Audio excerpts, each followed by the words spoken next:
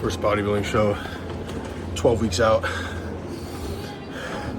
I started a bit of a diet like 13 weeks out. Before that, I was doing just adding in fasted cardio 3 times a week at least in the morning. Usually, if I missed it, I would just do cardio later in the day before a meal. So like semi-fasted, right? Oh my God. My go-to is 60 minutes on the stairs at level 10 at least on the Life Fitness stair climber. If I just hit legs or something, then I will just do treadmill. So now 12 weeks out, the diet officially starts. Pretty much doing a bit of a cleanse, get all the BS out, right? So I'm gonna be eating just plain chicken breast and rice, 8 ounces of chicken, 200 grams of rice, 6 times a day. It's really, if you put a little bit of sauce on it, it's really okay, but I don't think I'm supposed to yet. Gotta check with Coach Kenny. Oh, I gotta slow this down for a second. Woo! Then after that first week, that's when you start reintroducing a little bit of stuff like some red meats, some lean beef once a day. You can have red meat once a day. I really like smoked salmon, so I'm gonna figure out if I can work that into the plan. As long as I'm on top of my supplements, doing cardio, staying active, staying busy, the hunger cravings don't get too bad. So I'm already down like 10, 15 pounds.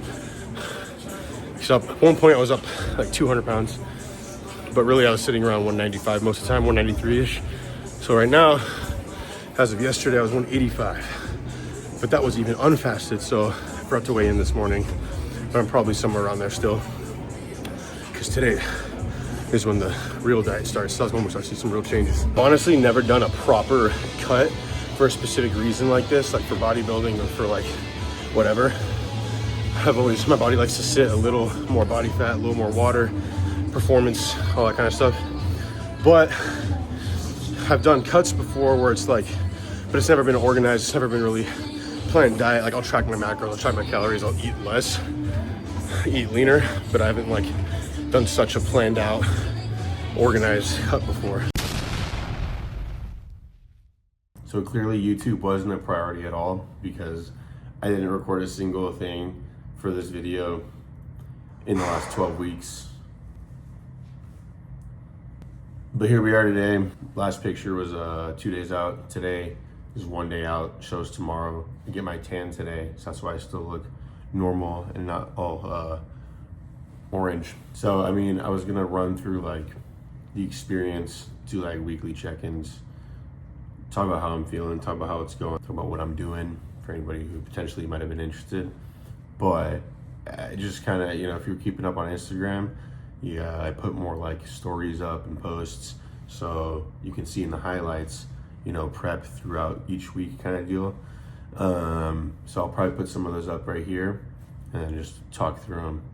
So yeah, we're talking about being 12 weeks out. This was my first check-in, looked like a lot of water, a lot of higher body fat, I guess. You know, according to the in-body scanner, I probably started off around like 12, 13, 14, you know, as high as 15%. It fluctuates a lot. But the in-body, you know, it's a great tool. It's good for measuring. Love using it with my clients because you can see your trends. But at the end of the day, you know, because it fluctuates, because it's not perfectly like the be-all, end-all, who knows what percentage I actually was, but it's safe to say I was around that range or potentially even a little higher. Probably more like under 15% though. Because even though there's some body fat in there, by non-bodybuilding standards, that's still pretty lean in that first picture. Here's the second check-in, kind of similar to the first. This was really just me trying to dial in my routine. By routine, what I mean is like my day-to-day, right? So like working into my work schedule, like what am I doing my cardio? How much cardio am I doing? Which at this point we ramped up to 6 times a week for 50 minutes, right? And then stairs most of the time, pretty much 5 out of 6. I ended up doing 7 days a week most of the time because I wanted to make sure I was on point, especially because my calories were never exactly perfect. Like I tried to stick to the meal plan as much as possible, but you know, I'd have a little bit more extra carb or here and there, or especially because I start my work shift early, sometimes I wouldn't have time to weigh out all my food. And you know, while I know you know, 7 ounces of chicken. It's the same every day. You know, it's not going to be perfect unless you weigh it. But more specifically for like the rice, the carbs, you know, at this point I was doing more sweet potatoes and stuff. Throwing a little fat-free cheese on there, like a little sprinkle of it, but you know how that can add up, right? And all of a sudden your macros are off. So that's why I just did my extra cardio to make sure that those little oversights didn't throw me off too much. Week 3 check-in, so 12, 11, 10 weeks out. At the beginning or before starting prep, I was kind of worried about, you know, like mental health and eating and like, oh, well, you know, being this disciplined, this regimented, how's it going to affect me? Am I going to binge? Am I this or that? You know, I'm sure everybody worries about that a little bit, but I was actually surprised to find that, if anything, it really helped all that a little bit, right? It, being a little locked in, being a little disciplined, made me feel almost less hungry throughout the day, because I'm always hungry, right? Some guys struggle to eat more to get big. My body likes to be big, whether it's fat or muscle, it doesn't care. I just want to eat calories. I just want to eat a lot of calories. I'll eat till I'm full, and then I'll keep eating till it hurts. And then I want to keep eating because I don't get fullness signaling telling me, I don't get that leptin telling me I'm full. So that's what I always struggled with. But like, again, actually being on this routine and this plan, right?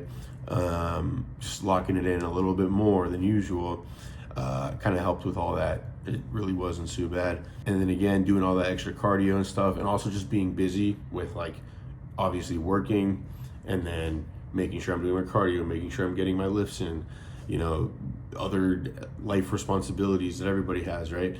There just wasn't really time to overthink the food. Really, it was like, you got to get it in, and then you're on to your next thing. You got to get your next food in, you're on your next thing you eat, and I got to get to my next client, right? So it's like you get your meals in real quick. Whether you're hungry or not after, it don't matter. You're busy, right? You have stuff to do. The rest of the prep was kind of just a blur, but not in a bad way or anything. It was sustainable, it was maintainable. I was enjoying it for the most part. I liked being locked in. You know, you had your little moments of stress, just like every part of life, but it was a good experience. But there's not much I can say about that, so I'll kind of just start putting the pictures up, nice imposing videos going up. Who knows what I'm editing into this video. So we'll kind of fast forward to the last few weeks, because that's when stuff started really changing.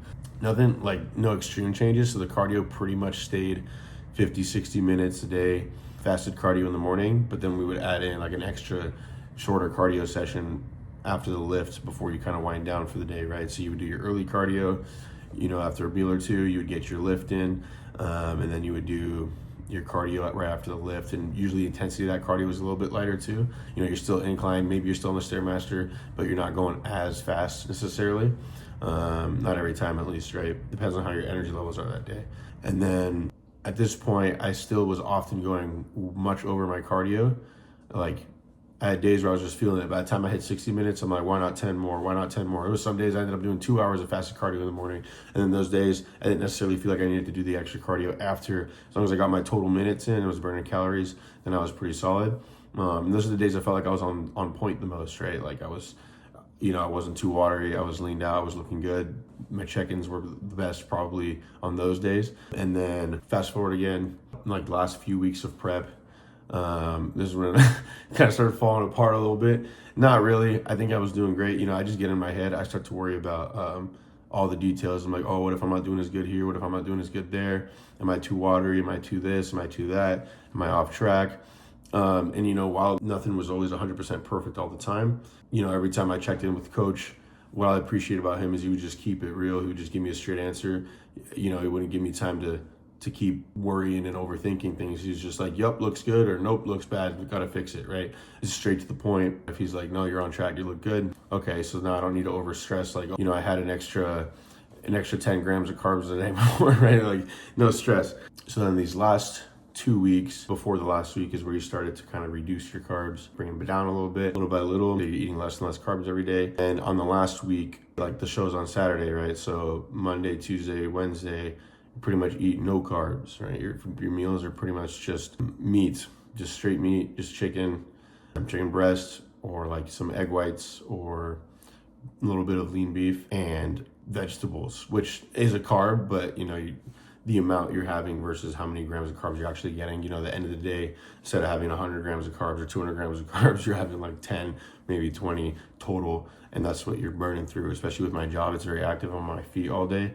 So like vegetables aren't, you know, it's fine. Yesterday was Thursday. So that picture that I put at the beginning before this yap sesh right here, that's when I carved back up a little bit, right? So we added back rice, just carved back up so that you can refill the muscles.